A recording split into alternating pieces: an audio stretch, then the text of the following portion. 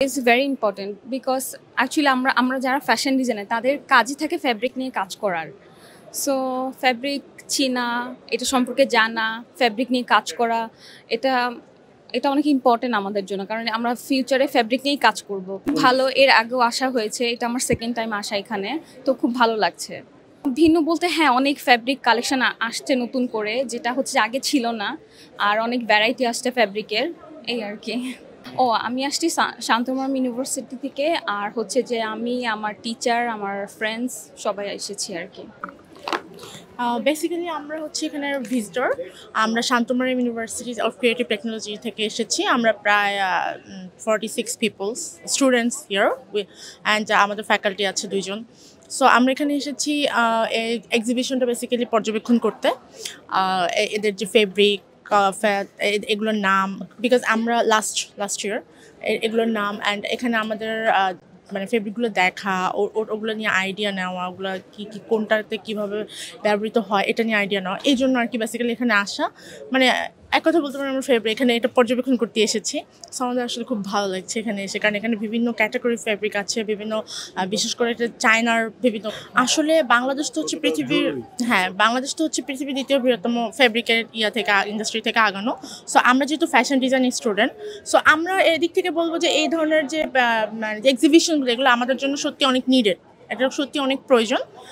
Because এগুলো আমাদেরকে বিভিন্ন মানে মানুষের সাথে, বিভিন্ন কান্ট্রির মানুষের সাথে, বা ধরেন তাদের সাথে কমিউনিকেশন বিল্ড আপ করতে সহায়তা করে। বিভিন্ন ফেব্রিক যেগুলো আমরা জানি না, দেখিনি, অনেক কিছু আমাদেরকে শেখায়। এক্সিবিশনগুলো আমাদেরকে অনেক কিছু দেখায়, অনেক কিছু শেখায়। এগুলো আসলে আমাদের জন্য অনেক জরুরি, যারা টেক্সটাইল অ্যান্ড ফ্যাশন ডিজাইনিং নিয়ে পড়ছে, ফেব্রিক নিয়ে কাজ করছে, ইন্ডাস্ট্রি নিয়ে কাজ করছে, বিকজ আমরা তো ফিউচার ইন্ডাস্ট্রি নিয়ে কাজ করবো, রাইট? সো ডিফারেন্ট কোয়ালিটির আমরা ফেব্রিক্স দেখতে পেরেছি, অ্যাক্সেসরিজ দেখতে পেরেছি, আদার্স যে আমরা এক্সক্লুসিভ যে ফেব্রিক্সের ভেরিয়েশন, সেটা সম্পর্কে আমরা একটু দেখতে পেরেছি।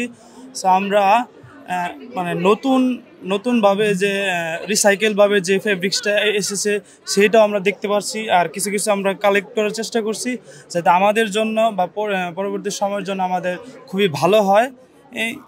এইসব বিষয়গুলো আমি মানে এক্সপিরিয়েন্স করেছি যে উল মানে উলই এই ধরনের, কিন্তু ওরা হচ্ছে উলের সাথে আবার হচ্ছে কটন মিক্সড করে আবার নতুন টাইপের একটা ফ্যাব্রিক বানাচ্ছে। তো এগুলো আসলে ইন্টারেস্টিং, এগুলো দেখেও ভালো লাগতেছে। আমরা পর্যায়ক্রমের চাহিদা দেখে আজকে থেকে 7 বছর আগে ডিআইএফএস উইন্টার শুরু করি, যা কিনা সিসিপিআইটি টেক্স আমাদের যে পার্টনার চায়না সাইড থেকে, তাদের সঙ্গে জয়েন্টলি আমরা এটা প্রতি বছর করছি।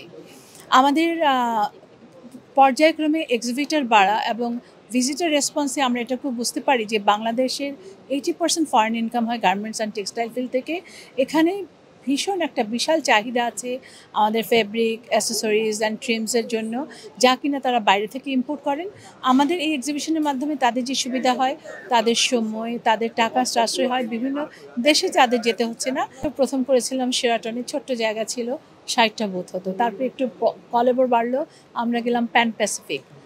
বসুন্ধরার প্লাস পয়েন্ট হলো তাদের কানেক্টিভিটি, চতুর্দিক থেকে আপনি দেখবেন, আসতে গেলে আসা যায়। প্লাস আমি বলবো যে এত বছরে বসুন্ধরা যারা স্টাফ এবং আদার সিনিয়র পিপল আছেন, তারা জেনে গেছেন যে এক্সিবিশন কি, একটা ক্লায়েন্ট কি চাইতে পারে। সো আমি মনে করি they are good owner for a convention center, and this area is very good. তারা সিকিউরিটি এবং অন্যান্য মান তারা ধরে রেখেছেন।